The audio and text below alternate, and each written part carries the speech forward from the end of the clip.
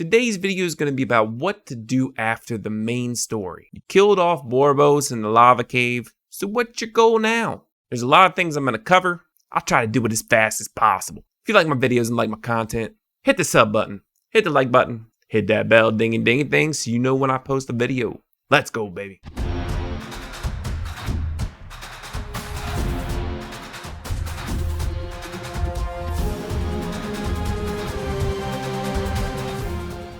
Tip of the day. In one of my last videos, I talked about farming 4-star purple runes from the creature book. Me pushing out content as fast as possible made me misspoke. I said all creatures in the creature book in Rune Rangma drop purple star runes.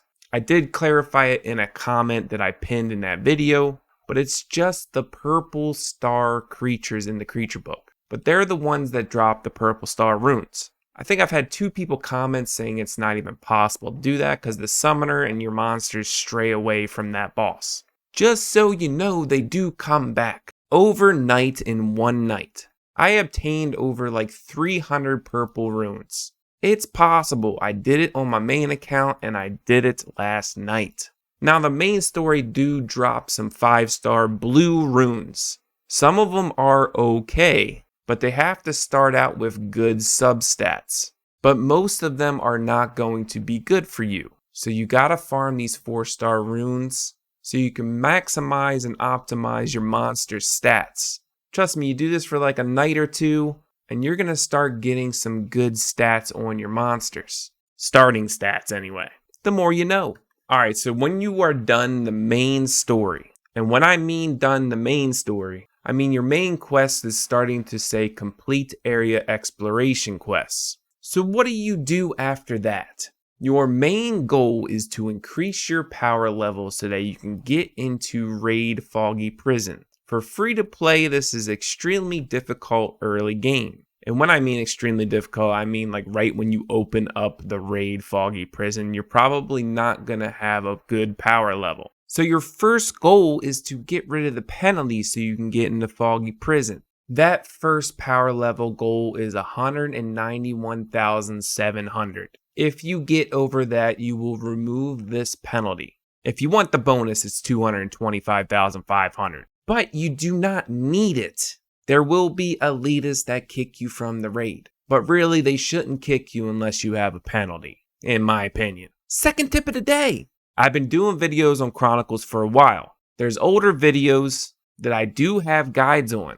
There's videos on power level, there's videos on how to rune, and there's guides on raids as well. If you type in Barcode and then anything you want Chronicles related, such as Barcode power level, I guarantee you're going to find a video of mine.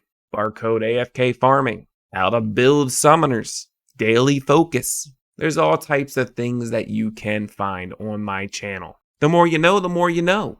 Anyway, so how do we get to that power level? Because that's your first main goal, is getting into raid. This is when you want to start doing area exploration as the main story quest line tells you to do. You can start multiple area exploration quests at the same time. I highly suggest, if you don't want to double your work, first start out in area exploration castling and literally start and unlock every single area exploration you can until you get to the ones that say scheduled. These have prerequisites that you have to complete first. If you at least start them all, you're going to start completing some of these area explorations without even knowing. But once you can't progress anymore in the Castling area exploration, I highly suggest to start with Rune Rangma area explorations, because these area explorations have rewards that will benefit you more than any of the other areas. And this is because the rewards actually have like 5-star gear, 5-star runes, etc, etc, etc. Optimally, you want to complete all the area exploration quests because it's a ton of rewards. Just first start out with Castling and then go to Rune Rangma. Next, you also want to do repeat requests daily. It's obviously a daily mission as well. For free to play, I suggest at least refreshing the tickets once and even twice if you really want to. Just for doing 3 repeat requests, you get 300 crystals daily anyway from the mission, but these will highly benefit you. And I suggest, like I've talked about 100 times, is doing Calming the Disturbance quest. It gives you Path of Growth tickets, it gives you Unknown Scrolls, and it gives you Breath of Life. You need a ton of Breath of Life, and save these Path of Growth tickets for when they open up the Water Desert Queen event. Next, anytime you are AFK from your computer or your phone, I talked about this in the tip of the day. AFK farm the purple 5-star creatures in Rukarangma.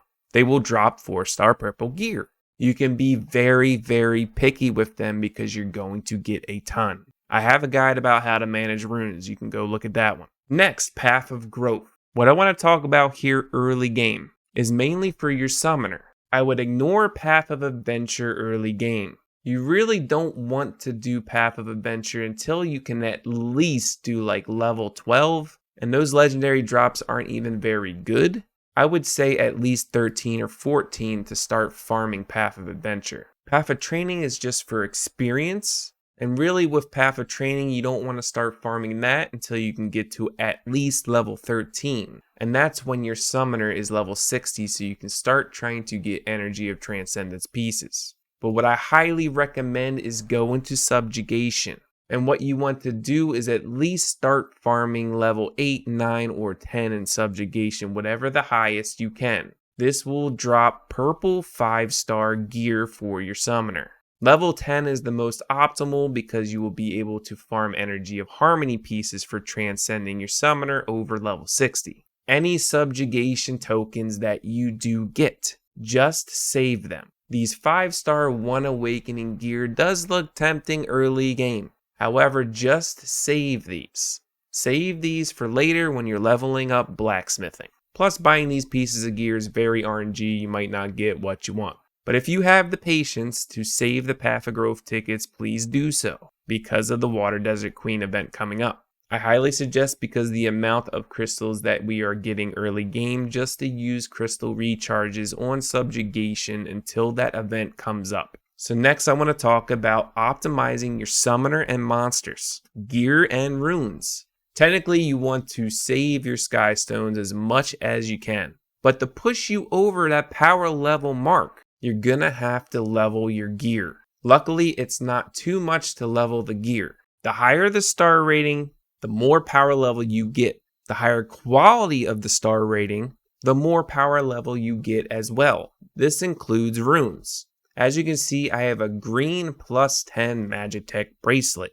These stats are good for Cleef. This blue Forest Wind bracelet doesn't have the greatest substats, but if you equip it, you get an increase of power level. An early game really power level, that's all that matters, because you need to progress to that next step. Like I said, this includes runes, and sometimes you're just gonna have to plus 12 or plus 15 some 4-star runes. I'm sorry. As free to play, this is probably what you're gonna need to do to get over that power level limit. Don't go too crazy. Don't spend all your sky stones. Make sure the rune is good enough. Now in Sky Arena, I know slot 1, 3, and 5, you don't plus 15 it until like mid-late game. But you don't have to deal with power level in Sky Arena. Here you do. So if you have a decent rune of 1, 3, and 5, plus 15 it. I'm going to use this as an example. I wouldn't normally plus 15 this piece of rune, but when you enhance it to plus 15, you get a power level increase of 935. If you do this times 3 again, because 1, 3, 5, and then there's 3 monsters, so plus 3 times 3, you get it? That's an increase of 8,415 power level generally. It's huge to just get over that hump. Also, any of these cheap gray effects or enchants, put them on your runes. It doesn't even matter if it doesn't make sense. These gray ones are crap anyway, just put them on and you get an increase of power level. It might not be much, but it adds up. 6 runes a monster times 3, you get the point.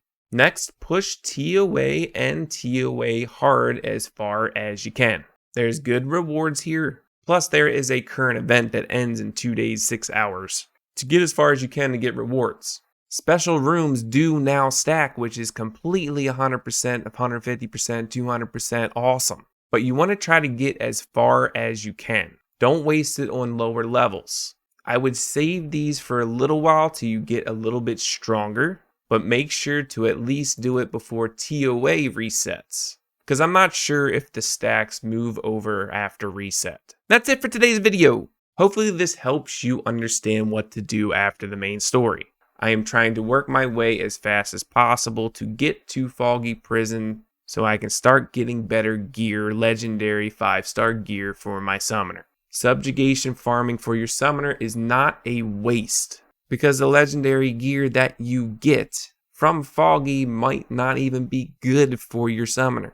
It might have crappy substats or whatever the case may be. It's a good start to get you where you need to go. If you like my video, like, ding-a-ding-a-bell. I'll see you in the next one. Peace!